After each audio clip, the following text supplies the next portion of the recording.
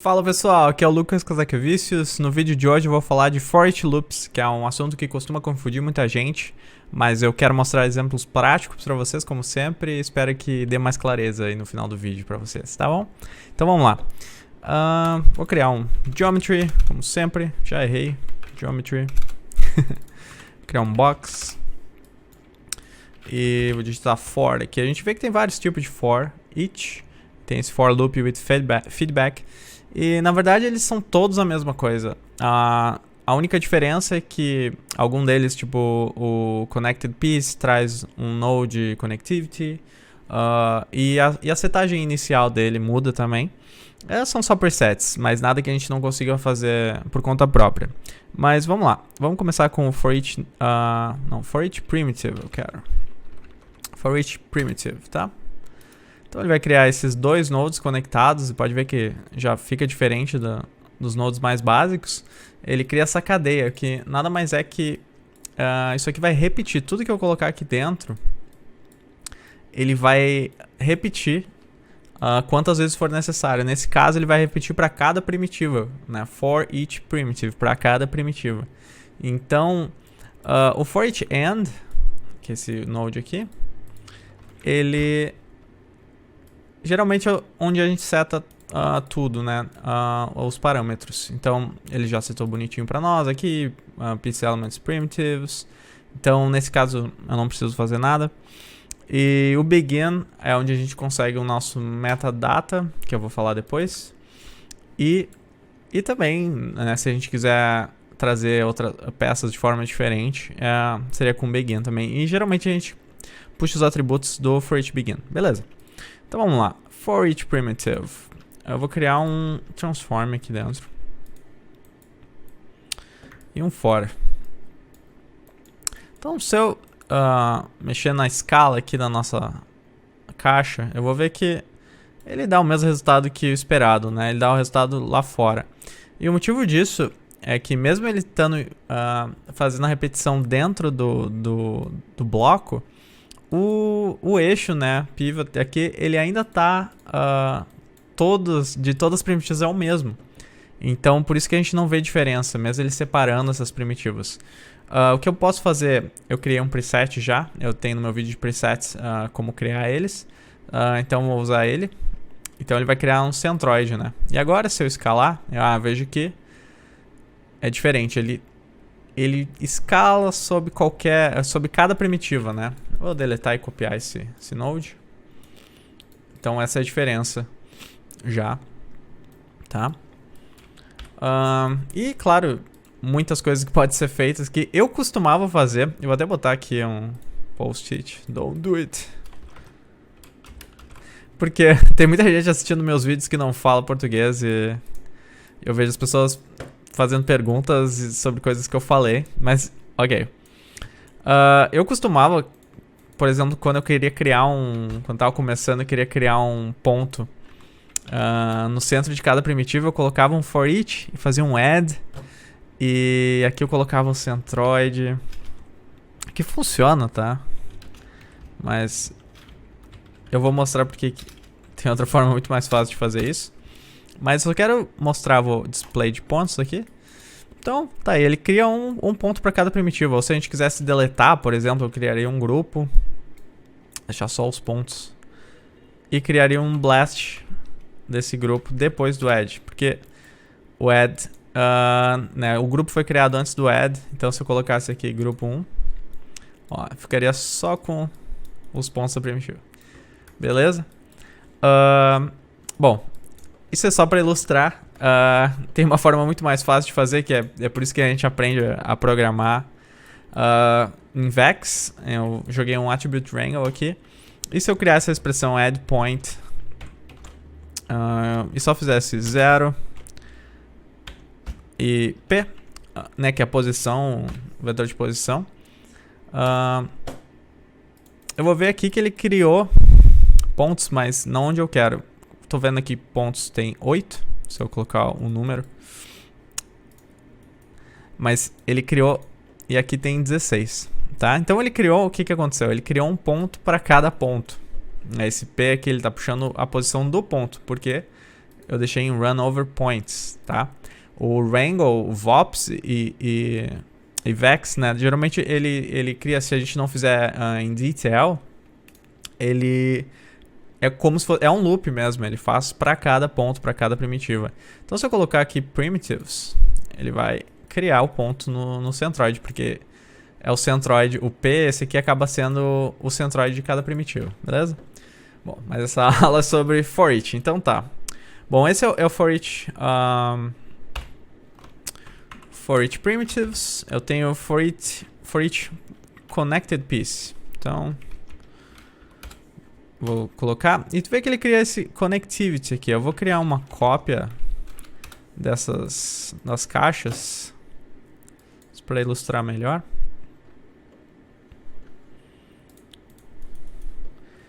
Então, beleza. E o connectivity é o que o nome fala, mas ele cria esse atributo, ele consegue descobrir quais peças que estão conectadas. Então, cada caixa dessas é uma peça, na verdade, porque elas estão, né, conectadas. Então, quando eu colocar um transform aqui, com o eixo centralizado, claro, eu vou escalar por cópia, por causa do connectivity. Se eu não tivesse connectivity aqui, não teria... Ele vai dar até um erro porque ele está esperando aqui o piece attribute, que é class. Ele está esperando esse atributo, tá? Então isso é muito útil quando a gente tem, às vezes, uma geometria que veio de outro software, alguma coisa assim, que a gente não tem informação do que é conectado, do que não é, tem um monte de objeto, e isso é uma forma de separar eles. Às vezes, vamos dizer, se eu quisesse centralizar, isso aqui veio assim num Alembic, alguma coisa, eu poderia só colocar center object. Ele centralizaria cada um. Beleza? Então esse é o connectivity. Muitas coisas dá para fazer connectivity, até sem, não só com for each, né? Mas então, o próximo named, for each named primitive. E esse funciona mais ou menos como connectivity, só que ele usa um... deixar isso aqui que talvez eu precise de novo. Ele usa o atributo nome para descobrir esse... ele usa o atributo name. Claro que poderia ser qualquer atributo. Poderia inclusive ser o mesmo no connectivity. Mas esse é mais usado no caso de... quando está preparando para simulações, packed, por exemplo, se eu criar um Voronoi, vou criar aqui um points from volume, muito denso, alguns pontos aqui, beleza. Então eu vou eu quebrei nosso box, tá? E ele criou esse prefixo name, né? Ele tem a piece também, mas ele cria o name. E é isso que é importante, que é o que for each vai usar. Então, se eu colocasse de novo transform, para de deletar eles. Center, ok. Então agora ele rotacionaria, faria tudo que... por peça, né? Mesma coisa. Se eu quisesse centralizar todas as peças. Isso é uma forma de criar debris quando a gente vai fazer uma simulação. Geralmente faço assim. Começa com uma esfera, faz um Voronoi ali para ter umas peças que voam em simulações. E a gente quer ela na origem, geralmente, porque a gente vai copiar elas né, para nossa simulação. Então, essa é uma forma de fazer. Beleza? Então, para o próximo exemplo, eu vou recriar o que eu fiz no vídeo de copstamp, que o copstamp morreu, que agora a gente usa for each point. Ainda é válido aquele vídeo bastante para compile blocks, essas coisas, otimização, mas eu acho que ficou algumas dúvidas, não ficou bem claro como eu modifico, crio copies diferentes para algumas pessoas. Então, vamos lá, vamos criar de novo. Vou criar um for each point. Vamos criar uma esfera grande. Posso fazer um VDB from polygons.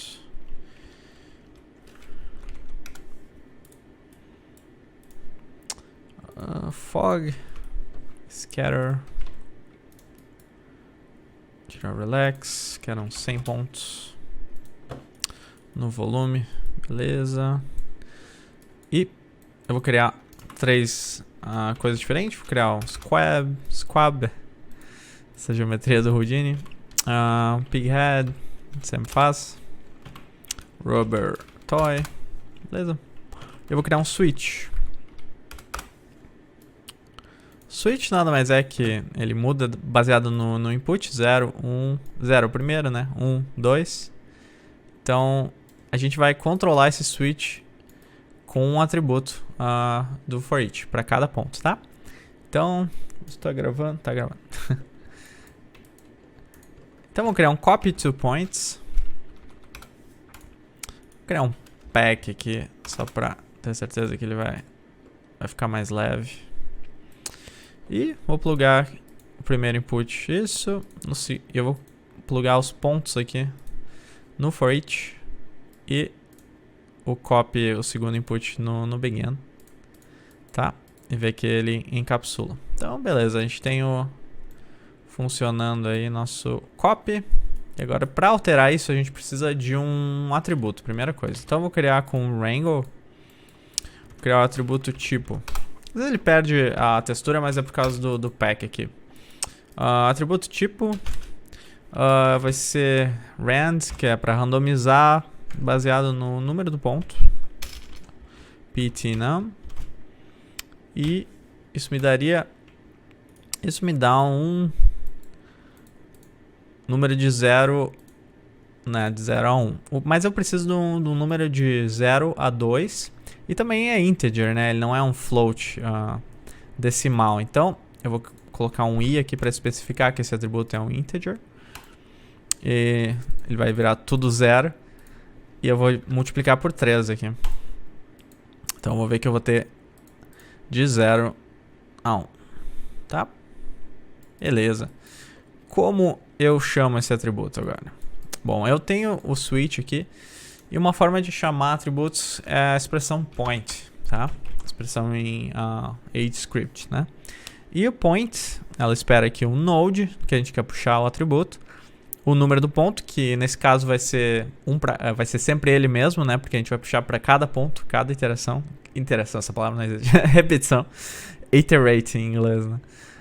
O atributo, que é o tipo que a gente criou. E index, ele é para arrays, tá? Mas isso é mais avançado, na maioria das vezes vocês vão usar sempre 0. Então, vamos lá, node, vou colocar aspa dupla, e é o for each begin, tá? O número do ponto é 0, o atributo é tipo, e o index é 0. Então, aí, alterou. Ele cria esse... ele perdeu a textura por causa do pack, tá? Se eu tirar o pack, demora um pouquinho mais. Mas tem textura. Ou não. Bugs, né? Mas tá aí, tá funcionando. Tá, então é isso. Se quisesse mudar o seeding aqui, eu poderia colocar qualquer número aqui. Ele mudaria a distribuição. E é basicamente isso. Eu tô puxando esse atributo do tipo, tá? Então, vejam lá no vídeo de copystamp como fazer for each, como é que chama? Compile block, também, que otimiza bastante a cena de vocês, tá bom? Então vamos pro próximo exemplo aqui. E esse exemplo eu aprendi, tenho quase certeza que foi no vídeo da Intagma.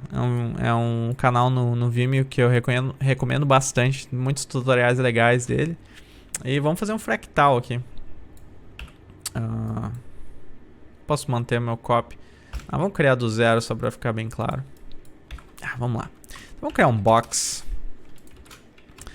Eu curto muito fractais e tenho certeza que vocês vão gostar de brincar com isso aqui. Então vamos lá, vamos for each. Na verdade, eu vou criar um for each loop with feedback, tá? E o for each loop, o feedback quer dizer que ele vai, ao invés de dar um merge, que nem a gente está fazendo antes, se eu vier aqui no último, by count, beleza. E daí ele tem duas opções do gather. Ele tem o merge, que é o que estava fazendo antes. Pode ver que ele copiava uma peça diferente, dava o merge de uma, dava o merge da outra, dava o merge da outra. Agora eu posso usar o feedback para pegar o resultado da operação e plugar em cima de novo no input. Então realmente cria um ciclo, né? Então eu quero esse feedback e eu quero copiar. Copy to points. Quero copiar o própria box, Alt e clique. Então, vamos ver o que acontece. Eu tenho 10 setado, é muito. Ask. Não importa o software. Ok. Vou apertar o ask, sempre é bom. Tá. Então, vou botar uma interação. Opa. O que ele está fazendo? Ele está criando... vou mudar essa escala aqui só pra gente ver o que está acontecendo. Então ele está pegando cada ponto desses aqui, né, no copy e criando um cubo ali. O motivo de estar orientado assim é por causa das normais, tá? Se eu não quiser orientar, eu posso simplesmente botar normal para 0 aqui. Isso é uma forma. E eu não consigo ver o primeiro estágio aqui. Então, no final eu posso botar um merge aqui. Nosso objeto original e o resultado do for each. Vou jogar isso aqui pra cá. Beleza. Então é isso. Isso é um fractal já. Se eu colocasse duas iterações. Então o que ele vai fazer? Ele vai copiar para cada... Então agora para esses pontos novos aqui, ele vai criar novos pontos, tá? Só que claro, começa a ver que não tá tão interessante essa escala. Então o que a gente pode fazer é usar o número de cada repetição para alterar essa escala aqui, tá? Isso a gente faz com uma expressão parecida ao point que a gente usou agora, mas da onde a gente puxa esse número de repetição, esse iteration, né? Não existe. Então a gente vem no for each begin aqui, no repeat begin, e tem esse botão aqui, create meta import node, tá? E ele cria esse metadata aqui, e ele nada mais é que não tá plugado em nada, é só um node que tem atributos. Então ele tem o valor, a iteração, e eles são detail, tá? Então no primeiro ciclo o número vai ser 0, no segundo 1, aqui dependendo de quantas cópias eu tiver, tá? Vamos fazer que vai ficar mais claro para vocês. Então eu vou eu posso puxar isso aqui, eu posso puxar como é um atributo detalhe, né, detail. Eu posso criar com a expressão detail ao invés de point. E o detail só precisa do node, do atributo e do index. Então o node vai ser agora o repeat metadata, tá? O atributo é iteration e 0 é o index, tá? É iteration mesmo. Bom, como a primeira iteração é 0, não vai fazer nada, né? Na segunda ele criaria, beleza, com a escala 1 e aqui estaria aumentando. Então uma coisa que direto a gente pode fazer é adicionar 1. Que eu não quero que seja 0 a primeira repetição, eu quero que seja 1, beleza? Só que ele cria ele está aumentando o número, né? E para diminuir, um exemplo seria dividir 1 pela repetição. Eu vou criar mais aqui. Então, começa a ver que ele está diminuindo. Mas o que o pessoal da Intagma fez, que eu achei bem legal, foi fazer uma coisa exponencial. Então, para fazer um exponencial em Vex e em AgeScript, essa opção POW, e eu quero pegar esse número, vou pegar um número, por exemplo, vamos abrir parênteses, número 0.5, por exemplo, vírgula, então vai ser 0.5 elevado ao número da repetição, tá? Então, olha só. Então, a primeira vai diminuindo, na segunda vai diminuindo também. Tô achando estranho que ele tá tendo esse gap. Deixa eu ver se tem alguma coisa errada. By pieces, count. Se fosse só... o merge. Ok.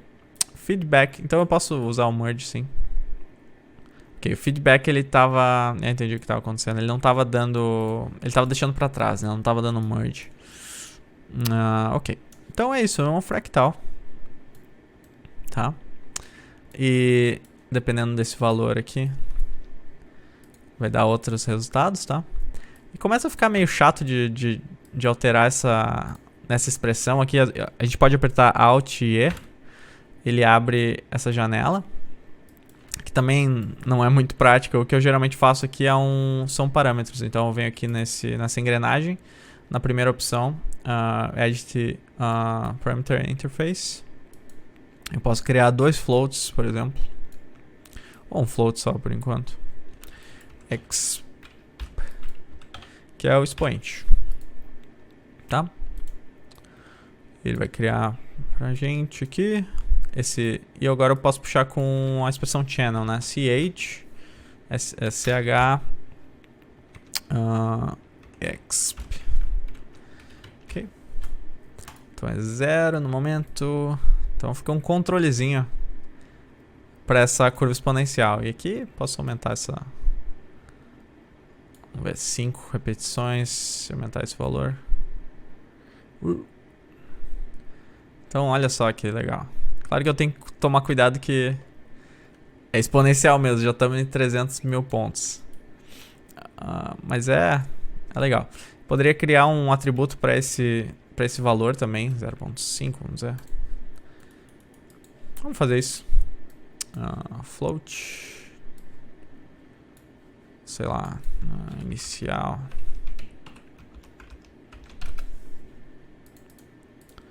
E vou colocar aqui. CH inicial. Beleza, então agora eu tenho esses 2 controles aqui para criar fractais. Lógico que sendo Houdini a gente pode trocar qualquer coisa, só cuidado com a geometria que vocês vão colocar. Vou colocar um Platonic Solid e um tetraedron. Vamos ver. Então esse aqui me lembra o Sierpinski Triangle, né? Teria que achar os valores exatos para ficar harmônico, mas vocês conhecem de fractais, sabem que deve lembrar que é isso. Essa é a forma 3D, claro, né? Geralmente é representado em forma 2D. Mas é isso, nossa, dá pra brincar bastante com fractais assim. Poderia colocar um octaedron. Olha só. Legal, né? E claro, ainda poderia alterar os normais aqui. Sei lá. Nesse caso não fez nada. Um cubo.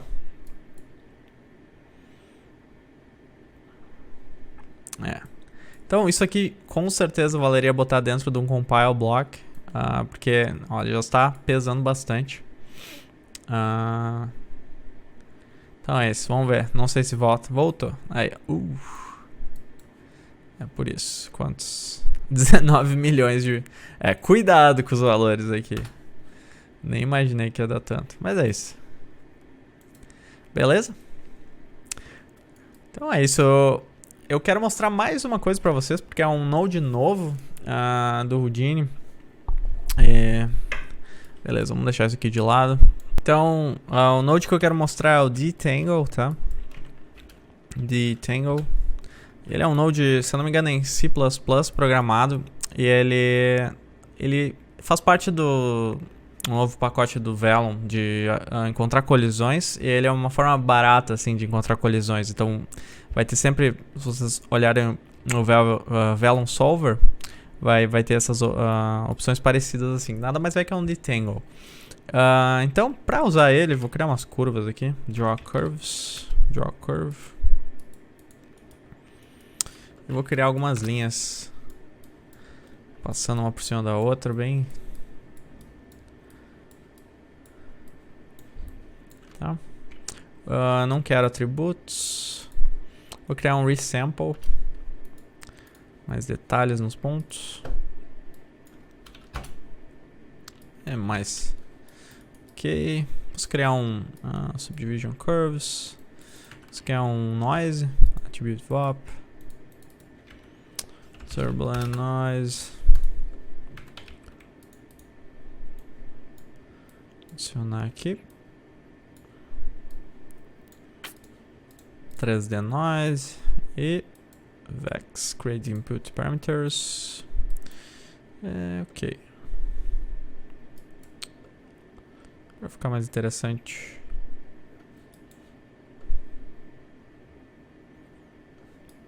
Ok.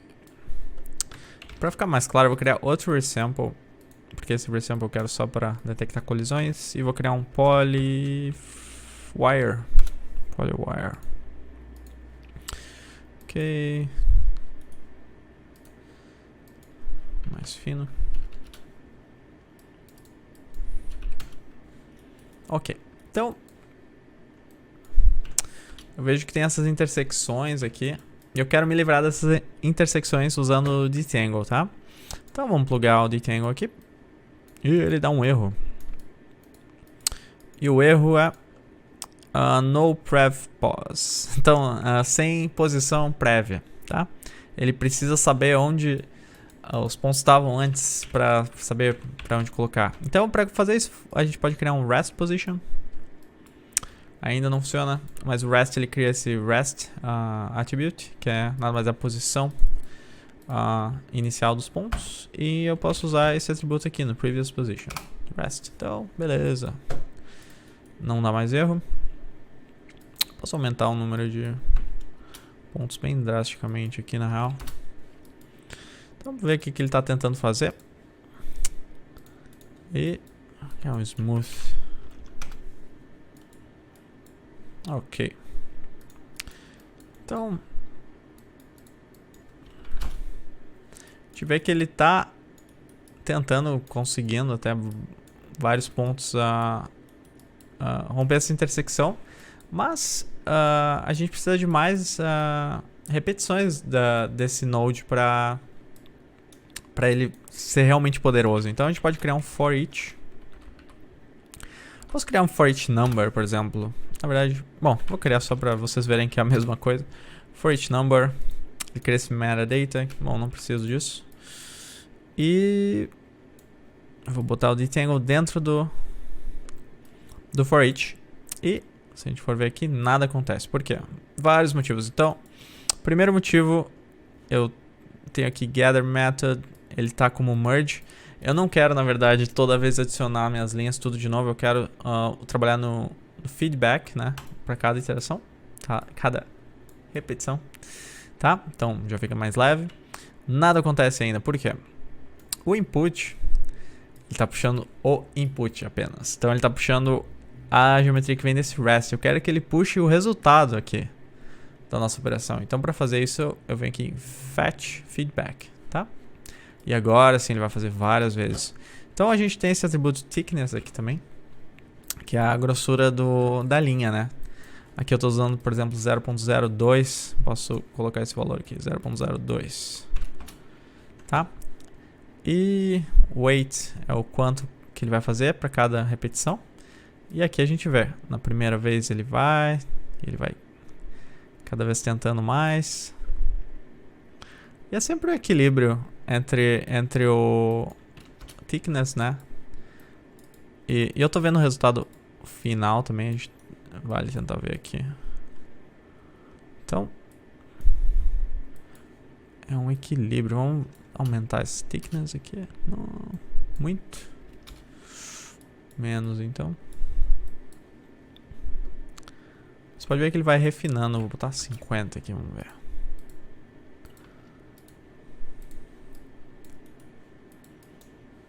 Fetch feedback, ok. Às vezes eu venho reset aqui só pra ver se não parou de... às vezes ele se perde, né? É como o cache. Trabalho aqui.